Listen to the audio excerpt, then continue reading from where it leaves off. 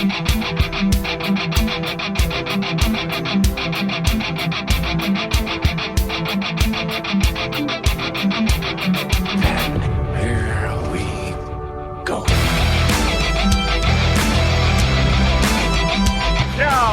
bring on the Mountaineer. Goes around about after 50, the 10 to 5. A touchdown with Virginia. He did it. He did it. That's with White. Beavers and he's gone. Touchdown. Tavon Austin. As the hills of West Virginia resound with the sounds of Golden Blue football. They want to have a 7-on-7 drill. We want to make it a fist fight. Nothing cheap, nothing dirty, but West Virginia football. From the heart. Streaming. It's Mountaineer pride. Once a Mountaineer, always a Mountaineer. Leave no doubt tonight. No doubt. They shouldn't have played the old Golden Blue. West Virginia is a special place. People of the state that have great pride in this WV logo. Ain't no stopping the Golden Blue. It is a great night to be a Mountaineer wherever you may be. And now it's the show brought to you by Mountaineer fans for Mountaineer fans, the Country Roads Webcast.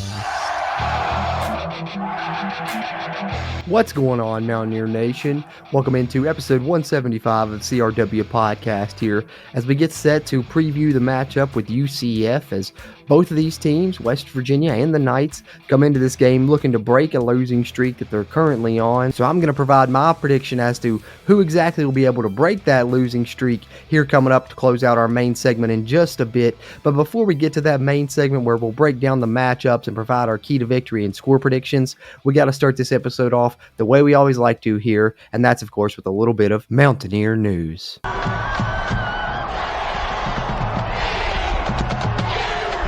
All right, leading off Mountaineer news here in episode 175. Always like to share the game time for the upcoming West Virginia game, but at this time we currently don't know what time the upcoming West Virginia BYU football game will be. We do know that it's going to take place in Morgantown. Of course, we know it's coming on November 4th, but we are waiting here as the Big 12 has utilized the 6-day selection window for most of the conference's games for this coming next week. So we will find out what time the West Virginia BYU game on November 4th will be this weekend, probably on Sunday, I'm guessing, or Sunday or Monday anyway. And we will know for sure the time that the BYU game is set for. So we are still awaiting the announcement on the kickoff time for that one. And then next up here in Mountaineer news, some positive news for our very own Zach Frazier, the West Virginia center, coming out as one of only 16 finalists for the National Football Foundation's award that honors a premier scholar athlete across the country. And of course, that award is known as the William V. Campbell Trophy. Zach Frazier was initially listed among 201 other candidates, which has now been dwindled all the way down to 16, of which Zach Frazier is one of those finalists. West Virginia has had another finalist a couple years ago in Sean Mahone. So glad to see another West Virginia player excelling not only on the field, but also in the classroom. As you see here, the quote about the William Campbell Trophy, celebrating its 34th year, the Campbell Trophy recognizes an individual as the absolute best football scholar athlete in the nation for his combined academic success, football performance, and exemplary leadership. So great stuff here for Zach Frazier, who just continues to rack up honor after honor this season, as you see here detailed from our friends over at WVSportsNow.com. In addition to his status as a future NFL draft pick, Frazier has been named an academic All-Big 12 All-American twice already, and he's also a semifinalist for the Jason Witten Collegiate Man of the Year Award. And then lastly here on Mountaineer News, got to come with a bit of an injury update you see coming from Mike Osti over on WVSportsNow.com as well.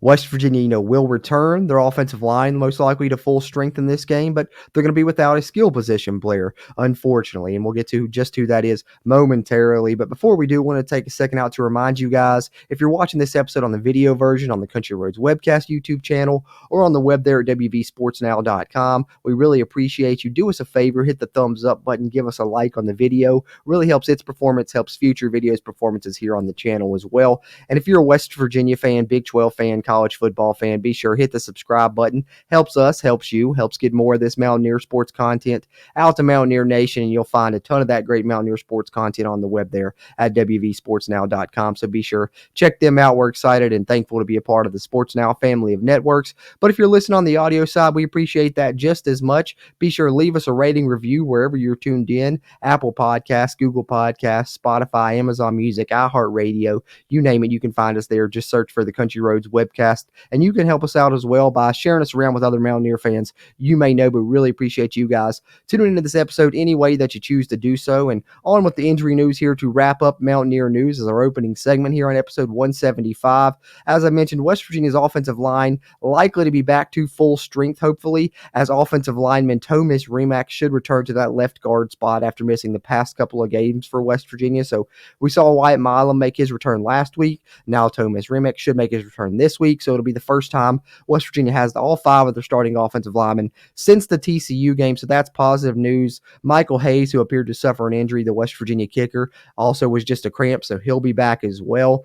And then the negative side of this injury news, unfortunately, I was talking about a skill position player that West Virginia most likely will be without, and that unfortunately is Hudson Clement. Suffered a leg injury there against Oklahoma State, and Neil Brown listed him as doubtful, but he didn't leave out the opportunity of him potentially returning if he had a good week of practice. But seems like West Virginia will be without Hudson Clement this week, so that means probably seeing a little bit more of E.J. Horton and need him to step up, but good thing he's coming off of a good performance last week. So Thomas Remack returning for the West Virginia offense, Hudson Clement most likely out for the West Virginia offense, and then one more player on the offense, Davis Mallinger, who we reported on throughout the offseason, switching over from the defense to the offense, one of the faster players on the West Virginia football team, finally appears to be getting close to healthy. He actually dressed last game, so who knows, maybe he'll work his way into that receiving rotation before the season is done. And then on the defensive side, not an injury note, but a personnel note, I guess you could say, a roster management update, and that is Lance Dixon at the spear position for West Virginia.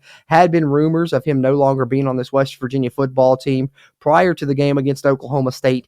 Didn't see him on the field, and Neil Brown did mention this week that he is currently serving a suspension and just said the status of that is to be determined. All right, Mountaineer Nation, so there we get an update on West Virginia's next potential kickoff time, some positive news regarding Zach Frazier and some more accolades that he is earning, and then, of course, our injury update that we always like to come with here on Mountaineer News. But now that we got our opening segment out of the way, let's dive in on these UCF Knights and this matchup for West Virginia here on episode 175 of the CRW podcast.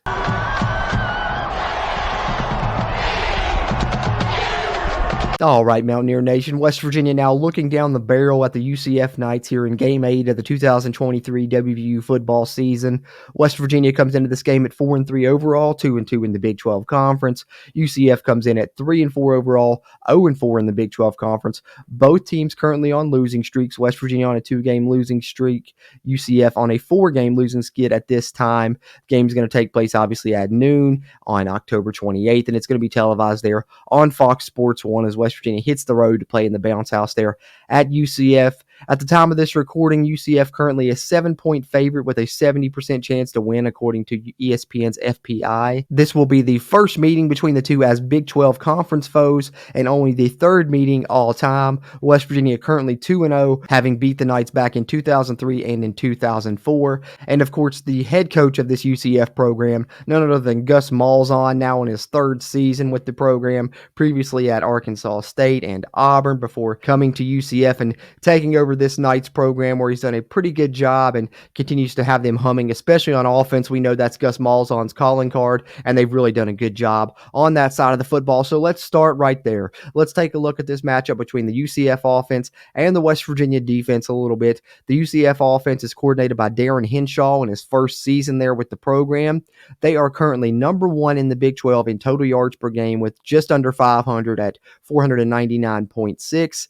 Two great running backs, which I know probably worries West Virginia fans a little bit when you hear that after West Virginia has struggled to stop the run in the past couple of weeks, especially looking at that second half in both of those games versus Houston. And of course, against Oklahoma State, we know the damage that Ollie Gordon did to West Virginia throughout the entire game, and especially there in the fourth quarter. So a little bit worrisome when you see two talented running backs coming up for UCF. But as I said, Gus Malzahn calling card is offense, and his main calling card is being able to run the football. So that's no surprise there. RJ Harvey has over 600 rushing yards on the year for UCF, averaging over 5 yards per carry, 7th in the Big 12 in rushing yards. And then they have another running back, Johnny Richardson, who has over 450 rushing yards and is averaging over 7 yards per carry. He's 9th in the Big 12 in rushing yards. So they have two running backs within the top 10 in the conference in rushing yards, both averaging well over 5 yards a carry. It is the best rushing offense in the Big 12, nearly, with 232.4 yards per game. I think Kansas State is just ahead by a couple of tenths of a point there or so. So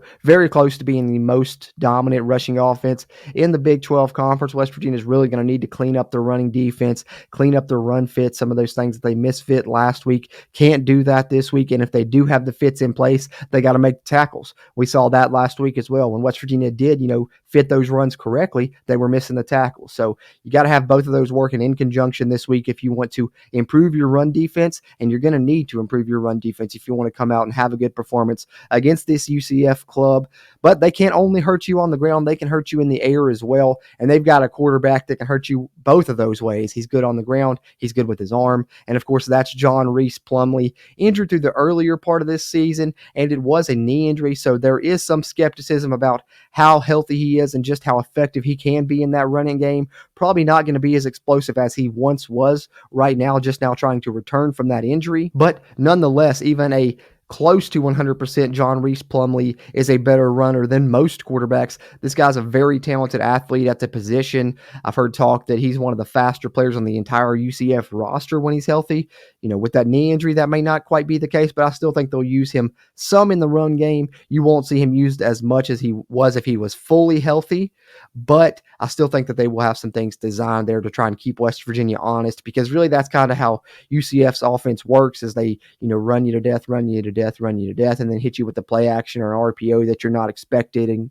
And that's how sometimes they get some of their long chunk plays, their explosive plays is off of those things. You saw that happen last week against Oklahoma. This UCF gave Oklahoma all they could handle, all the way down to the wire, falling short just on a 2-point conversion there at the end. But you saw on one of the big plays there just before half, UCF runs an RPO. They think that John Reese Plumlee's about to run, and just as he gets to the line of scrimmage, the safety comes screaming down, and he lobs it over the top to their wide receiver Baker for an 86-yard touchdown. So that's just how the UCF offense can hurt you a little bit. They've got these tough running backs. They've got this talented quarterback that's an athlete that you think they're going to run it all the time, and just when you think they're about to hit you with, a run play they've hit you with a ton of times, there's another look off of it, and they break off a long pass play, because Gus Malzahn will do that. He'll run, the same play over and over on you, and it'll lull you to sleep. So you got to watch out for that if you're West Virginia, and you really got to watch out for John Reese Plumlee. He's a guy that has been compared to Garrett Green. I think they're very similar in their makeup, and he's a very more polished version of Garrett Green, I guess you could say, because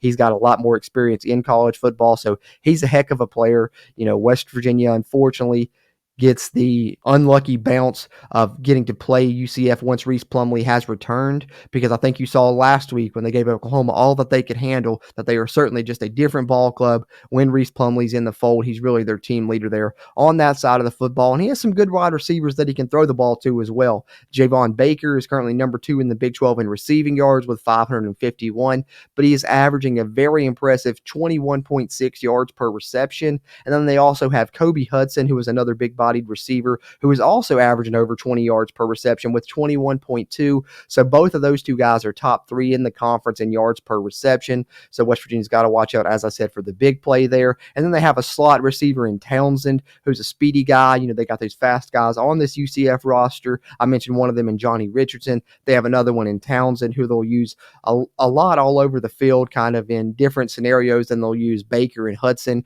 If they're going to attack you downfield, it's most likely going to be Baker Baker and Hudson, but you got to watch out for Townsend being involved, in the run game as an option pitch man, as a screen man on those RPO plays, or even coming across in jet sweep motion. They'll utilize him on that a ton as well. So those are the 3 wide receivers West Virginia really needs to look out for in this UCF offense, which is just very explosive, and it has some familiar West Virginia faces involved with it as well. Their co-offensive coordinator and offensive line coach is Herb Hand, who, of course, coached at WVU from 2001 to 2006 under Rich Rodriguez, and also is very familiar with the state of West Virginia in general, having spent time at both Glenville State and Concord University coaching in the 90s. So he will be someone on that UCF staff that is certainly very knowledgeable about the WVU football program. But in regards to this matchup of the UCF offense against the West Virginia defense, this is definitely the one to watch because we know West Virginia's defensive struggles in recent weeks. They've been well documented. West Virginia's struggles against the run game have been well documented as well. And if you look on PFF, West Virginia's tackling grades and their pass rush grades have been absolutely abysmal since the TCU game. West Virginia's going to need to improve both of those in this game likely if they want to have a chance to compete in this one, especially the tackling grade. West Virginia, as I said earlier, got to do a good job fitting those runs, but if they are fit, they got to do a good job being sure tacklers because running backs like RJ Harvey will lower his head on you. And then, Reese Plumlee and Richardson can be hard to tackle as well. And their wide receivers. I mentioned Townsend. He can certainly make plays in space. So West Virginia needs to be sure on tackling in this game. I don't know if they can absolutely stop this UCF offense, but they got to be able to limit it some. And that means forcing turnovers, being opportunistic. UCF has done that some throughout this season. They're actually near the bottom of the Big 12 in turnover margin. So maybe West Virginia, this is finally a game where they can win the turnover battle. Outside of Pitt this year, it's been well documented that it's been since October 13th of last year versus Baylor that West Virginia won the turnover margin. So that's the last time they won the turnover margin in a Big 12 conference game. Been quite a while. If they could find a way to do that, that would help them because they're going to need to pull out all the stops, quite frankly, if they want the chance to stop or at least slow down this UCF offense that's been incredibly explosive against every opponent they've played this season pretty much, and especially now with their quarterback John Reese Plumlee back in the fold. So for West Virginia, I know they mentioned at the linebacker position they've struggled there late in games some, and some of that is due to lack of depth and them getting worn down late in games. To try and combat that, they're going to play Caden Beiser some in the Mike linebacker position throughout this game. Neil Brown said they're going to get him in early, so hopefully later in the game that will help Lee Koba and Ben Cutter, and they'll be able to make some of these stops West Virginia needs. But if West Virginia can force some turnovers, if they can limit the UCF offense from, touchdowns and hold them to field goals once they get, near the red zone and within scoring range, within striking distance, then West Virginia can have a chance in this football game. But if you're looking at this West Virginia defense and they're playing like they were the past couple of weeks and they're missing tackles and they're misfitting runs, it could be a long day. So for West Virginia, you need to be sure tacklers in this game, and you probably need to force some turnovers if you want to have a chance to win this football game. So those are my thoughts on the UCF offense versus the West Virginia defense. Let's flip it over on the other side and talk a little bit about the UCF defense. Their defense is coordinated by Addison Williams in his first season there with the program, and it starts with a couple incredible pass rushers there for the Golden Knights, that being edge Tremont Morris-Brash, who leads the Big 12 with 6 sacks, and then they have another edge in Malachi Lawrence, who's 5th in the Big 12 with 5 sacks. So 2 edges there, top 5 in the conference in sacks. And they also have Tremont Morris-Brash, who is top 10 in the Big 12 in tackles with 30. So he seems like a heck of a player there at the front line there for this defense. And then when you look at their next level, where number 0, their linebacker Johnson is the guy who racks up a ton of tackles. That's probably the guy's name you'll hear the most for this UCF defense. If it's not Morris-Brash, look out for him. And then on the back end, they do have a defensive back in Corey Thornton that has a couple of interceptions on this season, so they have been opportunistic, but for the most part, the UCF pass coverage has struggled, especially during their current 4-game losing streak, as if you look on PFF, their pass coverage grade has actually gotten progressively worse during each game of that 4-game losing streak, culminating all the way down to a 59.6 pass coverage grade last week versus Oklahoma. So if West Virginia is looking for a plan of attack offensively, maybe it's continuing to work the passing game the way they have the past couple of weeks. We've really seen Garrett Green emerge there. We've seen the emergence of Devin Carter and his role continue to expand. I mentioned E.J. Horton earlier in the Mountaineer news segment when I was talking about the injury news that he's probably going to have to step up this week. So I think it'll be a big game for those guys. But I also think Cole Taylor, last week I mentioned was one of his worst performance that we've seen him have since he came to West Virginia. So he needs a bounce back game, but he also, I think, has an opportunity for one here against this UCF team. When you look at these UCF players, especially at that linebacker position, which is where West Virginia will try and get Cole Taylor matched up with some of those guys, they're very strong players as far as pass rush is concerned, as far as tackling, run stopping sometimes is concerned. But I think where the UCF linebackers have a little bit of an inadequacy is in pass coverage. So if West Virginia can attack them with Cole Taylor, get him matched up against some of those UCF linebackers, I certainly think that's advantage West Virginia, especially with Cole Taylor's size. It's a huge size discrepancy there between him and the UCF linebackers. So this could be a good Cole Taylor game if we're looking at a plan of attack for West Virginia going up against that UCF pass defense that has struggled in recent weeks. I think West Virginia could use Cole Taylor as a weapon in this game, because you also look at UCF and they've had pretty good run defense all season, grades-wise, with the lone exception, of course, being that game against Kansas, which Kansas absolutely torched them on the ground for over 400 yards rushing. But we know how difficult that Kansas rushing offense can be to prepare for, how much differently they do things than anyone else. So I'm not buying too much into that one game. Seems like more of an anomaly than the norm for this UCF defense throughout this season. So I think West Virginia can run the football. They've shown the ability to do that throughout this season. Our running backs have left a little bit to be desired in recent weeks. I think after Justin Johnson's performance last week, I would not be surprised to see him start this game for West Virginia. I certainly think he'll get a lot of carries. And I'm not saying C.J. Donaldson won't be utilized in this game, but personally, just hearing Neil Brown's comments following last game, he mentioned Justin Johnson needing more and earning more touches, obviously with his performance leading the Mountaineers in rushing in his return last week. But he also mentioned they needed to break some big ones, and that some of those were there where they could have been, long distance chunk plays. And he also mentioned the one guy that, is my favorite player that I've said, has the ability to do this since the offseason, and that's Jaheim White. So just kind of reading the tea leaves a little bit, I'm kind of expecting West Virginia to maybe feature those two primarily in the run game this week, Justin Johnson and Jaheim White. We'll see how that plays out and how much C.J. Donaldson is involved as well. The one thing I've said where C.J. Donaldson has been struggling this year, primarily as a running back, maybe you move him around the field a little bit, split him out, maybe use him in some of those jet sweep motions, maybe use him on some of those RPO plays you've been using Cole Taylor on, because remember, he was recruited as a tight end, and they kind of thought they could use him as a jack of all trades. With he's hitting this sophomore slump right now, the way that he's struggling, maybe you move him around, just kind of use him in some different ways just to try and get a spark going for him, and you primarily use Justin Johnson and Jaheim White in the backfield. I don't know, just thinking out loud here, but I certainly think we're due for some Justin Johnson carries in this game, and we'll see that. And fingers crossed we see Jaheim White as well get some touches, because I think he is very, very close to breaking one. Will it happen Saturday against UCF?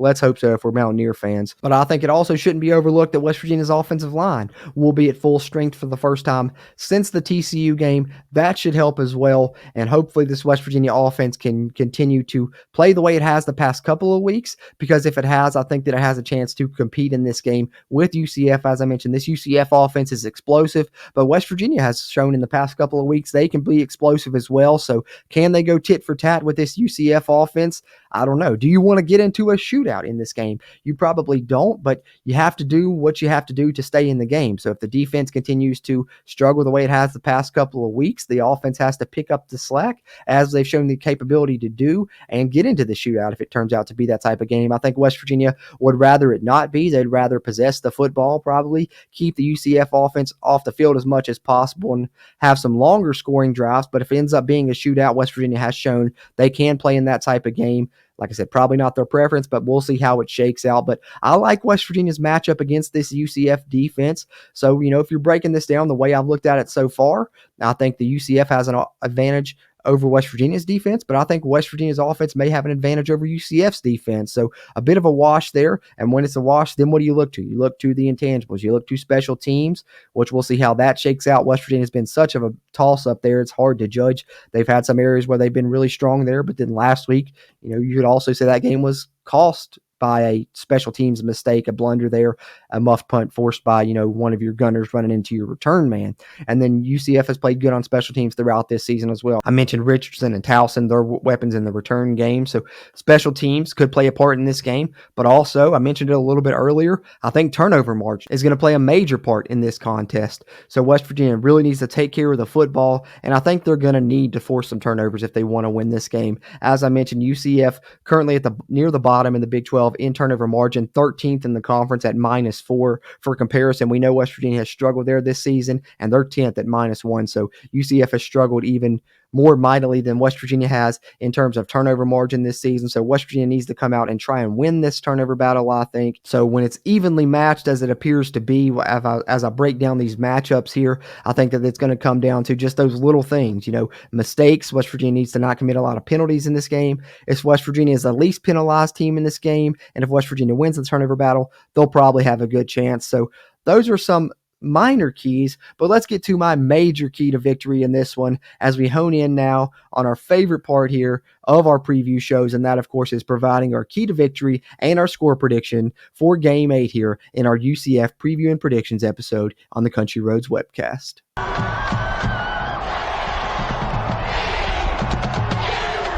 All right, leading it off with my key to victory here in this game against UCF. I mentioned some minor keys there. I think that they will go a long way in helping West Virginia win.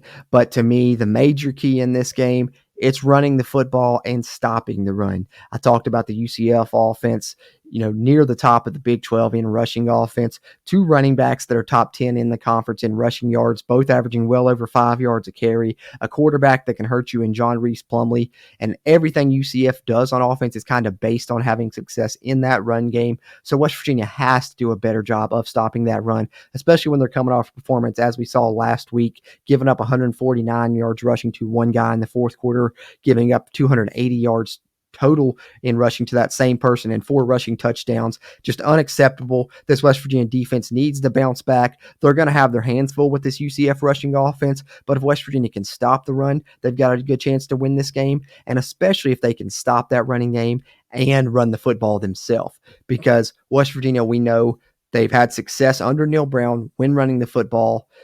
Over 200 yards rushing. They've only ever lost one football game with Neil Brown as their head coach. And of course, that was last week against Oklahoma State, unfortunately. So if West Virginia can run the football, they've proven they can be successful. But also in this game, I think it's extra vital because of UCF's explosiveness on offense. West Virginia may need to revert back a little bit to the form they showed earlier in the season, where they were kind of a more slow-paced offense that possessed the football, ran the football well, and put together these long, methodical scoring drives that really, from lack of a better term, really, rip the soul out of your opponent. And West Virginia is going to need that in this game because, for one, they need to keep that UCF offense off the field as much as possible. I think that's how explosive this UCF offense is. The less we see it as West Virginia fans, the better off we'll be, because that's my main concern heading into this game, is West Virginia's ability or inability to stop this UCF offense with West Virginia's defensive struggles over the past couple of weeks. So with that being my main concern, I think you've got to be able to run the football on offense if you're West Virginia. We also need to see our running backs have a better performance. Would love to see one of our running backs go for over 100 yards rushing in this game. That would be a huge boost for West Virginia in this game. So for me, my key to victory in this game against UCF is running the football and stopping the run. Now, will West Virginia be able to do that? That will go a long way in determining if they're able to win this football game. But if you're asking me, do I think West Virginia will win this football game? That's what it comes down to now as we reach the score prediction segment here. And I went back and forth on this one a lot. I know that the matchup on paper, it looks like UCF really, their offense may be able to handle West Virginia's defense. UCF's going to be hungry. They're on a 4-game losing streak. They feel like they probably could have and should have beat Oklahoma last week even. They were leading them in the fourth quarter. The bounce house is a very tough place to play. So everything on paper just seems like it's going in UCF's favor. So to me, obviously if I'm thinking with my head, I'm probably picking UCF, right? But you guys know me, a lot of the times I try and keep it optimistic. I try and keep it positive, and I'll grab these golden blue glasses and throw them on every once in a while. So I guess for this pick, that's what I'm doing. I guess I'm wearing those because I'm going with the Mountaineers. We always talk about West Virginia having these games throughout every season. There's a couple of games where West Virginia, plays down to their competition. They should have won this game and they lost this game. And I think we've seen that happen a couple of times over the past couple of weeks for West Virginia. But the flip side of that coin is we always have these games where it's like, I don't know, West Virginia was outmatched. They shouldn't have won this game. They shouldn't have, played as well as they did, but somehow they came out and they did so. And for whatever reason, I don't know if it's a gut feeling or if it's those golden blue glasses that I'm wearing, whatever it is, I've got some type of feeling that gives me a good feeling that this could potentially be that game for West Virginia where no one is expecting them to win and they come out and put on a good performance. And so for that reason, I'm keeping it optimistic here on episode 175. And my score prediction in this game, I'm going with West Virginia to pull the win on the road in their losing streak at UCF. I've got the Mountaineers coming out on top 38-35.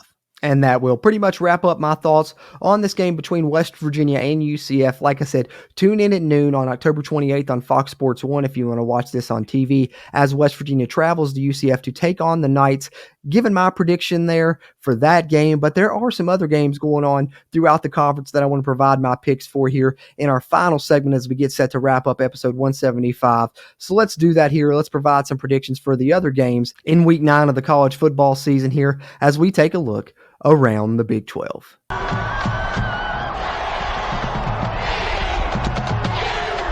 All right, no weekday games in the conference this week, and the first one there on the slate's actually going to be our game of the week here on the CRW podcast, so we'll come back to that one. So we will lead off with Houston at Kansas State there at noon on ESPN2.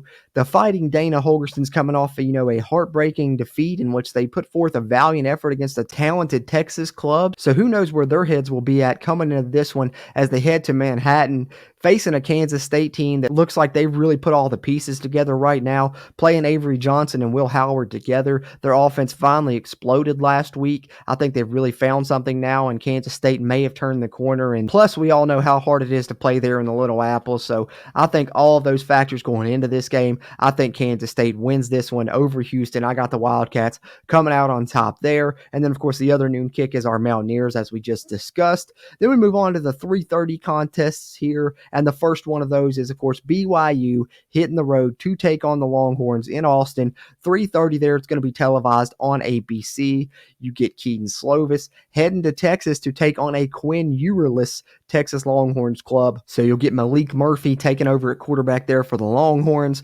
But I think Texas just has too much talent. I think BYU is going to come in there and give it their all. But I think one of the things when you look at BYU this season, until they get used to this travel, they're probably going to struggle in some of these away games. And I'm kind of expecting them to play better at home versus on the road. Also, Texas has done a good job defensively throughout this season. BYU is a little bit one-dimensional on offense. They've had struggles running the football this season. Just all of those things building into this game. I think Texas is going to come out and want to show that they're a better team than they put on display last week and having that close game against Houston. So I think Texas wins this game, and they win it by a wider margin than they did last week when they faced one of the other Big 12 newcomers in the Cougars. I think this week when they face the BYU Cougars, they win it a little bit more handedly, despite the fact they don't have Quinn Ewers. I'm going with Texas in this game. And then next up, our other 3:30 kick here, Iowa State hitting the road to Waco to take on the Baylor Bears. This one will be on ESPN Plus at 3:30. Iowa State having a really good season, especially I don't think anyone saw this coming after that gambling scandal hit them hard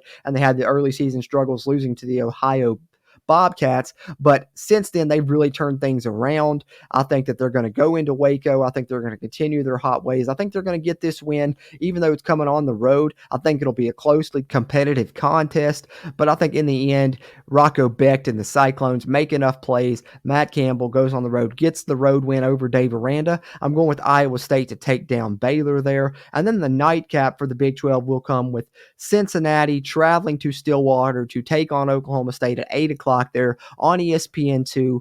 Cincinnati, struggling this year near the bottom of the conference. Oklahoma State, as we now well know as Mountaineer fans, really playing great football. They've got the run game cooking with gas. And if you're Oklahoma State, 3 words: feed Ollie Gordon. All they got to do is do that, and I think they'll win this game. Cincinnati does have a good defensive line, so that's a bit of an interesting matchup. If they're able to stop Ollie Gordon, force Alan Bowman to throw the football, this game could get close, but I just have a lot of faith in that Oklahoma State running game right now, a lot of faith in OG2 there, and I think Oklahoma State wins a night game in Stillwater, going with the Cowboys there, which brings us to our game of the week here in Week 9 on the CRW podcast here in our Around the Big 12 segment.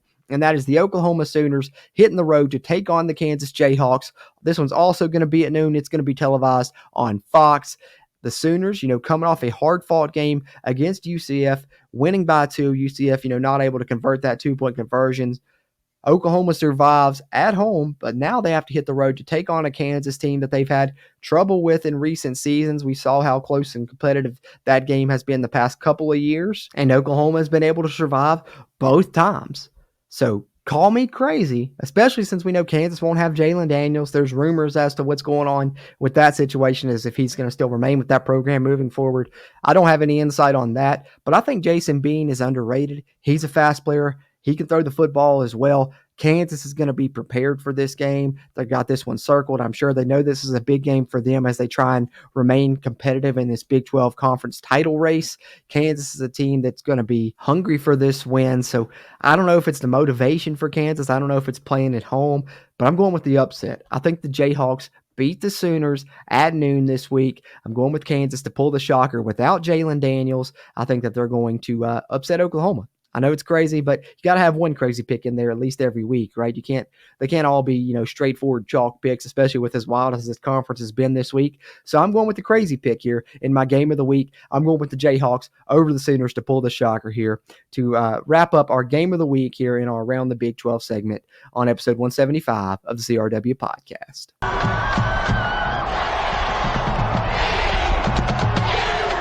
All right, so there you have it, Mountaineer Nation. Dove in on some Mountaineer news, talked a little bit about the matchups, gave you my key to victory and my score prediction for this one. Would love to hear your prediction, whether it be for the West Virginia UCF game or any of the Big 12 games that we talked about in our final segment there. If you want to share those, be sure to drop them in the comments down below there if you're tuning in on the video version. We really appreciate those interactions as we continue to try and grow the Country Roads Webcast community throughout Mountaineer Nation. If you're tuning in on the audio version, you can leave them in the rate review section. We appreciate that as well. Be on the lookout for our post-game show immediately following this game against UCF. You can check that out on the West Virginia Voice of College Football YouTube channel or on the Big 12 Voice of College Football YouTube channel. We'll post links to it on our social media as well, so be sure and follow us there on X. We're at WVU Country Roads, and then just Country Roads Webcast on both Facebook and Instagram. We'll be back to recap this on episode 176 of the CRW podcast as well, so tune in and look out for that one. Hopefully it's coming after a West Virginia football victory as we look for the Mountaineers to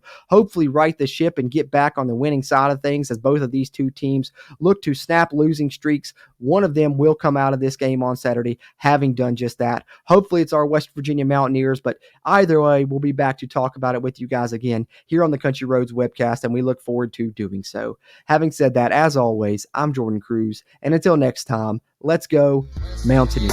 If you really want to know, then come on, let's go. Take a stroll down those